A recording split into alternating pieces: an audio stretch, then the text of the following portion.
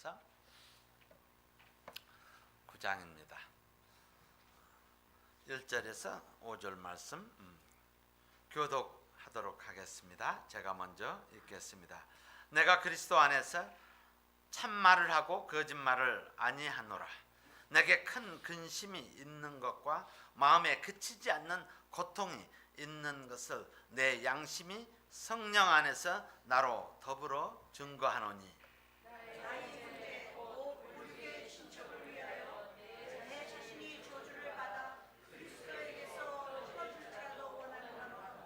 저희는 이스라엘 사람이라 저에게는 양자됨과 영광과 언약들과 율법을 세우신 것과 예배와 장소들이 있고 조상들도 저희의 것이요 육신으로 하면 그리스도가 저희에게서 나셨으니 저는 만물 위에 계셔 세세에 찬양을 받으실 하나님이시니라. 아멘. 며칠 벌써 시간이 좀 지났네요. 그렇죠? 얼마 전에 추석이었습니다. 추석 연휴 때 한국에서 일어난 하나의 사건입니다.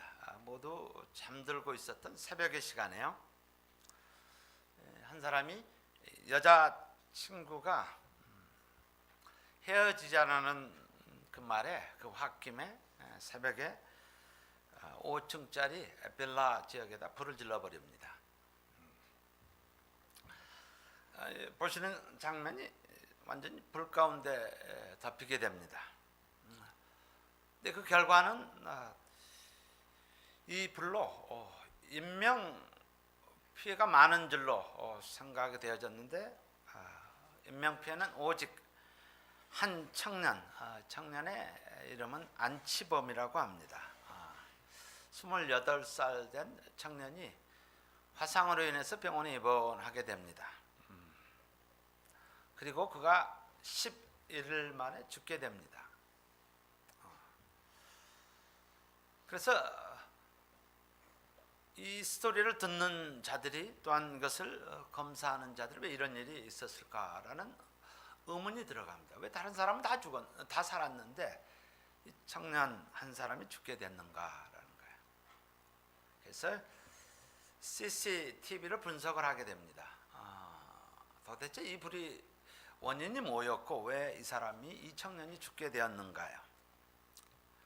스토리를 종합해 보니 불이 일어나자마자 원룸에 있었던 이 청년이 건물 밖으로 바로 뛰쳐나와서 한국에 119로 전화를 합니다. 불이 났습니다 라고 불을 하고 그는 다시 건물 안으로 들어갑니다. 그러면서 각 층에 있는 방을 나크를 하면서 초인종을 누르면서 지금 나오세요. 지금 나오지 않으면 죽습니다 라고 외치고 다닌 그것이 CCTV에 그대로 기록으로 남게 됩니다. 이 건물에 있었던 5층짜리 건물에 있었던 모든 사람들은 살고 정작 본인은 5층 옥상 출구 문 앞에서 유독가스에 질식되어 쓰러져 있는 것을 소방관이 발견하고 그를 구조해서 나왔지만은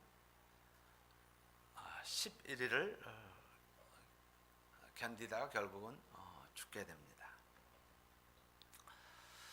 사람들에게 이 소식을 접한 사람들에게 메시지가 전달되어집니다.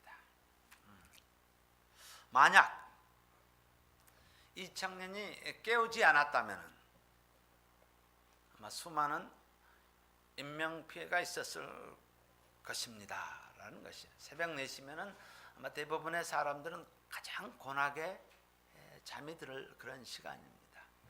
다 죽었을 것이다. 오늘 말씀은 사도 바울은 이방 사람에게 복음을 전하는 그런 사명을 받습니다. 베드로는 자기 민족을 향해서 복음을 전하는 그런 사명을 받습니다. 사도 바울에게 이방인들에게 유럽으로 돌아다니면서 복음을 전하면 전할수록 자기 가슴 안에서 떨쳐버릴 수 없는 한 가지가 있는 거야. 내가 이렇게 다니면서 수많은 나라들, 전혀 알지도 못하는 사람들에게 복음을 전하면서 핍박을 받으면서 얻어맞으면서 도망다니면서 전하면서 자기 가슴 가운데 하나가 있습니다. 그래서 오늘 말씀 3절에 이렇게 기록이 됩니다. 나의 형제 곧 고륙의 친척을 위하여 내 자신이 저주를 받아 그리스도에게서 끊어질지라도 원하는 것이 하나 있다라는 거예요. 그러면서 이 이스라엘 백성들이 어떤 사람이냐라고 했을 때 4절에 이렇게 그런 고백을 합니다. 이스라엘 백성들, 내 가슴에 남아있는 이 사람들이요, 저희는 양자, 하나님의 아들입니다. 하나님이 아들로 삼아 주셨어요. 또 하나님께서 영광도 보여주셨어요. 하나님께서 수많은 민족들 가운데서 오로지 이 민족이 하나님께서 언약, 커비넌트 결코 하나님께서 버리지 않기로 하나님께서 약속도 해주셨어요. 그리고 하나님께서 이 백성들을 사랑하셔서 율법도 주셨어요. 그리고 이 백성들이 전능자 하나님을 경험하고 하나님 앞에 나아가는 예배도 드린 자들이고, 또한 이들은 약속도 받았어요. 그리고 이들을 통해서 그리스도가, 구원자가 나게 하신 이 백성들이란 말이에요 라고 사도 바울이 절절히 이야기를 합니다. 우리는, 구원받은 우리는 내가 하나님의 자녀가 되어졌다면, 우리 가정이 그렇게 되어졌다면 내 가슴 가운데서 절절히 남는, 이제 멀리 하나님을 떠난 그들을 향해서 절절히 남는 그런 심정과 같습니다. 어쩌면 우리나라 말로 피는 물보다 진하고 팔은 안으로 굽는다고 이렇게 표현할 수가 있습니다. 그에게 고통이 얼마나 심하면, 보통 우리 몸에 좀 아프면 페인이 있다고 해요. 여기 아프다. 근데 이것이 진짜 아프면은 가슴으로 들어옵니다.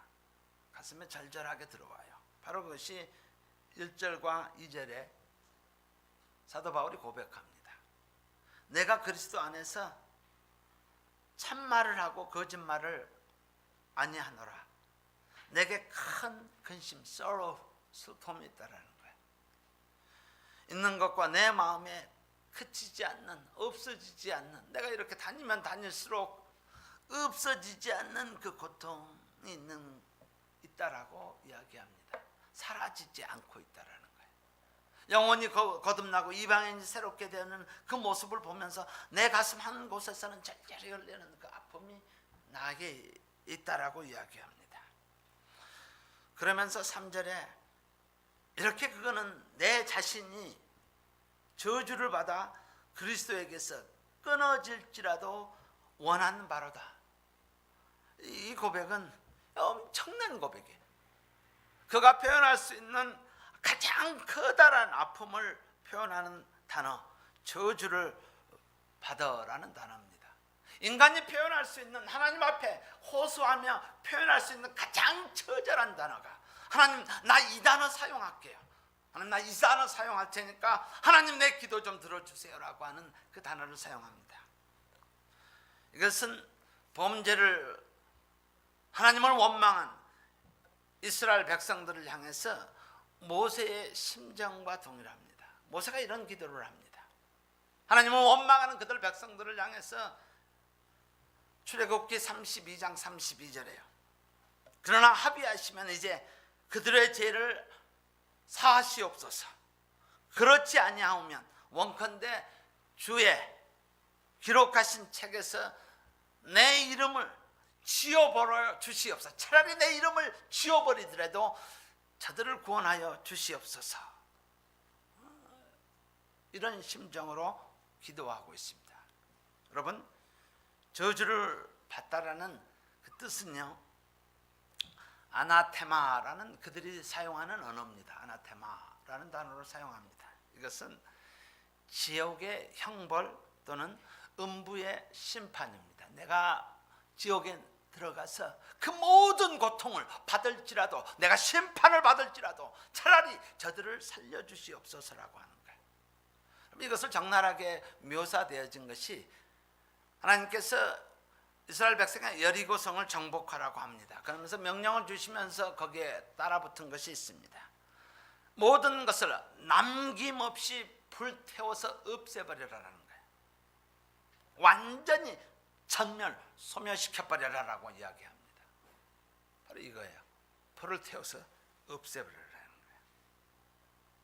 다시 말해서 사도 바울의 고백은, 내가 내 동족을 구원할 수만 있다라면 어떠한 극한 대가라도 내가 받겠습니다 라는, 저주를 받아서 불어 완전히 타버릴지라도 하나님 내 민족 구원해 주세요. 한 청년이 서두에 방마다 5층에 돌아다니면서 방마다 두드리면서 나오세요, 나오세요 라고 부르짖습니다. 왜냐하면 그는 그 불이 결과가 어떤지를 알기 때문에 그는 부르짖고 다닙니다. 계시록의 21장 4절에는 저와 여러분은 구원받은 자입니다. 우리는 4절입니다. 하나님께서는 우리에게 약속을 하십니다. 모든 눈물을 그 눈에서 씻겨주시며 다시 사망이 없고 애통하는 것이나 곡하는 것이나 아픈 것이 다시 있지 아니합니다. 우리에게는 심판이 아닙니다. 하나님의 영광을, 하나님께서 선택한 자들에게 주어지는 모든 축복을 우리는 누리는 자입니다. 그러나 8절에는 그러나 두려워하는 자들과 믿지 않은 자들과 흉악한 자들과 살인자들과 행음자들과 술객들과 우상 숭배자들과 모든 거짓말하는 자들은 불과 유황으로 타는 못에 참여하려는 이것이 둘째 사망이라. 예수 그리스도를 모르고 살아가는 자들의 다음의 말씀이 불과 유황으로 타는 못에 참여하리니 라고 말씀하십니다. 저는 이 말씀을 준비하면서 그 청년의 모습을 자꾸 떠올리게 됩니다. 저들이 있으면 다 죽는데, 다 불타서 죽는데, 오늘 말씀은 그냥 죽는 것이 아니라 영원히 불 가운데 있다라는 사실이에요. 우리는 한순간에 죽어버리면 굳이 이렇게 살 필요 없습니다. 그래서 저는 이 말씀을 준비하면서 이런 질문을 제 스스로에게 던집니다. 나만 구원받으면 행복할까? 나만 불에 빠져나오면 행복할까? 이런 질문을 던집니다. 로마서 9장 바로 전에는 너무나 기쁘고 감사와 환희와 기쁨이 있습니다. 누가 우리를 대적하리요? 하나님과의 관계입니다. 누가 하나님의 택하신 자를 송사하리요? 누가 정죄하리요? 누가 이 그리스도의 사랑에서 끊어버릴 것이요? 너무너무 기쁜, 어느 누구도 이 하나님의 사랑 가운데서 끊을 수 없다라고 이야기합니다. 환희와 기쁨이 넘치는 그러한 8장입니다. 너무너무 좋으면요 막 뛰어요. 그렇죠? 그냥 좋아라는 웃고 이런 게 아니라 너무너무 좋으면 막 뛰어요. 예수님 만난 성전 미문의 안진뱅이가 고침을 받고, 고침을 받자마자 성전을 뛰어다니면서 하는 모습이 펄떡펄떡 뛰는 거예요. 저는 제 삶을 살면서 실패를 참 많이 했어요. 시험은 꼭 떨어져요. 처음에 보면 대학 입시도 떨어지고 퀄리파이 기점도 떨어지고 덜 떨어져요. 대학 입시 보면 플러스로 해놓을 거를 꼭 마이너스로 해놓고 그런 식으로 제 삶이 이렇게 미싱하는 게 참 많아요. 실패를 많이 한 사람이에요. 실험을 해도 꼭 빼놓고 하는 것들이 있어요. 그래서 다시 해야 되는 그런 실패의 모습이에요. 네. 이것이 해결됐을 때 그 기쁨은 이루 말할 수가 없어요. 떨어져 봤기 때문에, 실패를 해봤기 때문에 너무너무 좋은 거예요. 우리도 마찬가지예요. 내가 진정 내 죄악이 얼마나 크다라는 것을 알면은, 치유받았으면 우리는 팔딱팔딱 뛰는 거예요. 너무너무 좋아서.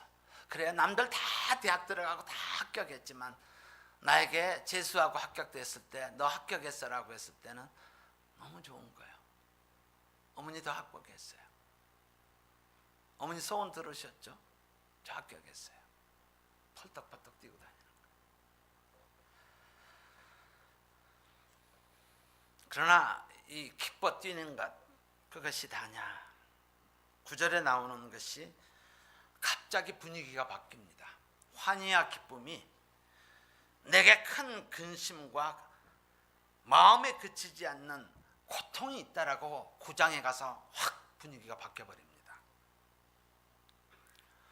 여러분, 구원의 확신과 기쁨 가운데는 반드시 따라오는 것이 하나 있습니다. 내가 하나님의 자녀가 됐습니다. 하나님 감사합니다라고 너무너무 기뻐할 때 그 기쁨 뒤에 따라오는 것, 그 하나는 오늘 바로 고통이 수반된다라는 것이에요. 고통. 하나님이 나에게 이런 질문을 합니다. 그래, 불 가운데 빠져나와서 정말 행복하지? 좋으냐? 제 이름을 부릅니다. 야 성중아, 구원받으니 너 정말 행복하니? 이렇게 묻습니다. 제 삶 가운데서 이 질문은 지속적으로 제 가슴을 칩니다. 너 그래? 세상 성공했지? 좋으냐? 너무너무 기쁘냐? 자식 있고 그래서 좋지? 그래 기쁘냐?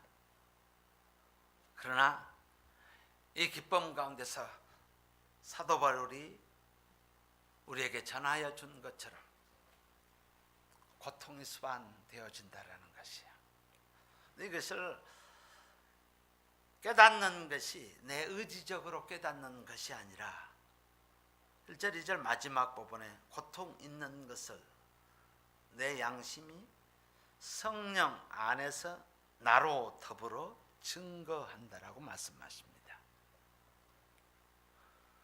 우리는 성령으로 말미암아 구원함 받음을 인쳤다라고 합니다. 도장을 찍어줬다라는 거예요. 성령의 은혜로만. 동일하게 이웃을 향한 고통도 성령의 은혜가 임하여야만이 되어진다라는 거예요. 하나님의. 우리 부모님들이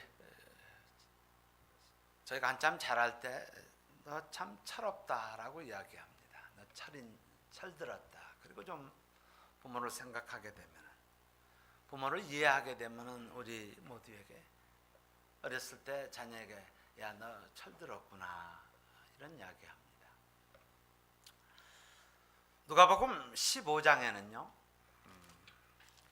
여러분 아시다시피 잃어버린 세 부류의 이야기가 나옵니다. 근데 세 번째 스토리가 두 아들과 아버지의 그런 관계를 이렇게 말씀하고 있습니다. 둘째 아들은 집 나간 아들, 그래서 탕자라고 이해하고요. 그 다음에 첫 번째 아들은 집 아래 있는 아들, 탕자의 형, 그렇게 표현합니다. 이야기의 중심은 15장 1절에서 3절까지 나옵니다. 제가 한번 읽어드리겠습니다. 모든 세리와 죄인들이 말씀을 들으러 가까이 나오니, 예수님의 말씀을 듣기 위해서 세상이 멸시하는 자, 또 죄 때문에 나올 수 없는 그들이 예수님 앞에 나옵니다. 그랬더니 바리새인과 서기관들이 원망을 합니다. 원망을 하며 가로되 이 사람이 죄인을 영접하고 음식을 같이 먹는다 하더라. 그리고 예수님께서 3절에 예수께서 저희에게 이 비유로 이르시되 라고 합니다. 그들에게 비유로 이야기해 줍니다. 바리새인과 서기관들, 우리처럼 하나님을 아는 사람, 구원받은 자, 이런 이야기해 줍니다. 무슨 이야기를 해주는 거예요? 큰아들에게 아버지의 마음을 전해주는 거예요. 탕자가 무엇을 허랑방탕했던, 그거는 탕자의 삶을 이야기하지만 궁극적으로는 아버지가 큰 아들에게 너 내 마음 아냐? 라고 이야기합니다. 아버지의 관심사는 둘째, 동생이 잃어버린, 얼마나 재산을 잃어버렸냐에 전혀 무관합니다. 아버지의 관심은 잃어버린 아들이었습니다. 15장 32절에요. 아버지가 기뻐했던 이유는 내 동생은 죽었다 살아났으며 내가 잃었다가 얻었기로 우리가 즐거워하고 기뻐하는 것이 마땅하다 하니라. 재산이 아니고 아들이었습니다. 그리고 누가복음 이제 다음 장 16장에는 영원히 꺼지지 않는 불 이야기를 하십니다. 우리는 인간이 가지고 있는 차원에서의 불은 때가 되면 꺼지게 됩니다. 서플라이가 다 끝나면 꺼지게 되어 있습니다. 그러나 16장은 꺼지지 않는 불에 대해서 말씀하십니다. 16장 마지막 부분에 가면요, 두 사람이 나옵니다. 한 부자 이야기, 한 부자와 그리고 거지 나사로의 이야기를 예로 이렇게 말씀하십니다. 부자는 이 세상에 살면서 자색 옷을 입었고 고운 배옷, 그리고 날마다 호화로운 삶을 삽니다. 뭐 부족한 거 없이 살았다, 이런 거예요. 원하는 대로 살았다라는, 어쩌면 우리 육안으로, 우리 영이 아니면은 우리 육안으로 하고 싶고 우리 마음으로 하고 싶은 그런 사람일 것입니다. 거지는 상처가 나서 치유함도 없어서 헌대를 앓고 있으며 심지어 개가 호기심을 갖고 와서 그 헌대를 핥더라, 이렇게 나옵니다. 그리고 그의 생명의 연장의 방법은 부자의 상에 떨어지는 것을 먹고 연명하였더라, 이렇게 나옵니다. 이 말씀 가운데서 세상의 삶의 한 부분을 요약하지만 그 뒷부분 16장 23절부터 26절까지는 우리가 죽은 후에 우리에게 주어질, 우리는 하나님의 말씀을 읽으면 우리가 이해할 수 있는 3차원의 것이 있고, 그리고 머저리티는, 대부분은 우리의 상식으로 이해할 수 없는 영역, 두 부분이 늘 만납니다. 근데 하나님은 이 일을 위해서 우리들을 사용하세요.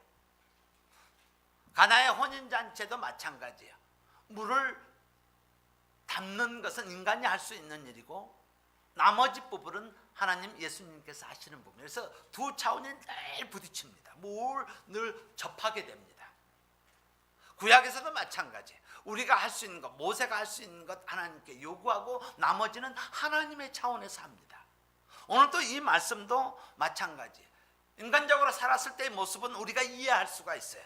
그리고 그 다음에 나오는 스토리는 하나님의 차원이에요. 우리에게 믿음이 있다라고 하는 것은 바로 하나님의 차원을 우리가 트러스트하고 그것이 되어졌고 그리고 되어질 것을 믿는 것, 그것이 바로 믿음이 있다라고 하는 것입니다.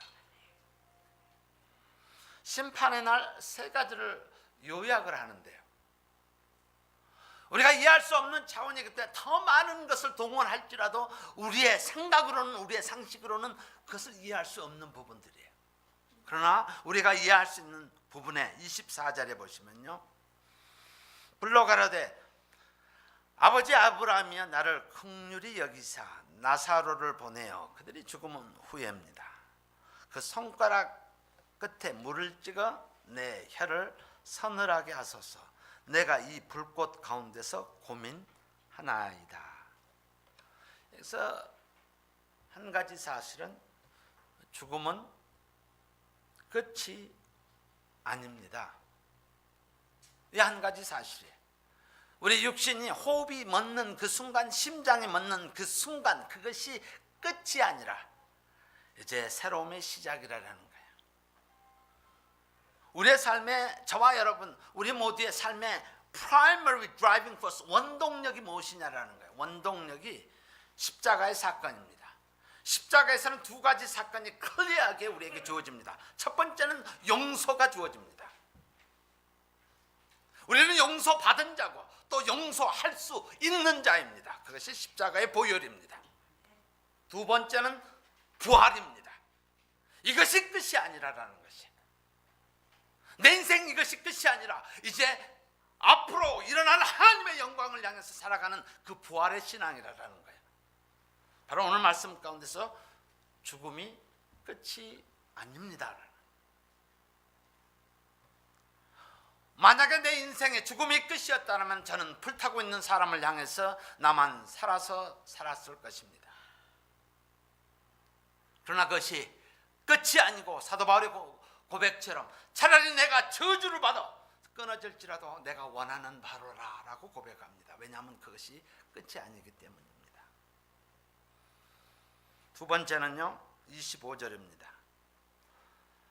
아브라함이 가로되 너는 살았을 때 내 좋은 것을 받았고 나사로는 고난을 받았으니 이것을 기억하라. 이제 저는 여기서 위로를 받고 너는 고민을 받느니라. 예수님을 알고 모르고는 상황이 바뀌게 되어진다는 것이요. 우리는, 저와 여러분은 눈물도 씻으시고 기쁨 가운데 들어갈 확신이 있는 사람들이에요. 이 스토리에 지금 키는 우리가 아니라 이것을 모르고 살아가는 자들, 상황이 바뀐다는 사실을 모르고 있는 자들을 향해서 말씀하고 있습니다. 26절에요. 이뿐만 아니라 너희와 우리 사이에 큰 구렁이 끼어 있어 여기서 너에게 건너가고자 하되 할 수 없고 거기서 우리에게 건너올 수도 없게 하였느니라. 우리에게 이해할 수 있는 가장 쉬운 단어가 구렁이라는 단어로 요약을 해놨습니다. 다시 쉽게 해서 세 번째는요, 가고 싶어도 더 이상 갈 수가 없어요. 내가 이야기해주고 싶어도 it's over, 끝났어요. 그리고 28절에 마지막으로 이렇게 이야기합니다. 내 형제 5이 있어요. 저는 8이 있어요. 저에게 증거하게 하여 저희로 이 고통받는 곳에 오지 않게 하소서. 여러분, 조금 리얼하게 생각을 해봅시다. 여러분, 사랑하는 사람이요, 저 구렁에서 저 건너편에서 영원히 꺼지지 않는 불에 타고 있어요.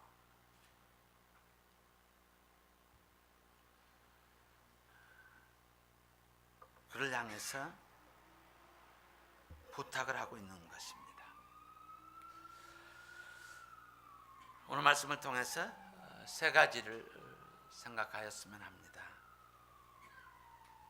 예수님을 모르면 우리는 영원한 불 속으로 가게 되어진다는 사실과, 두 번째로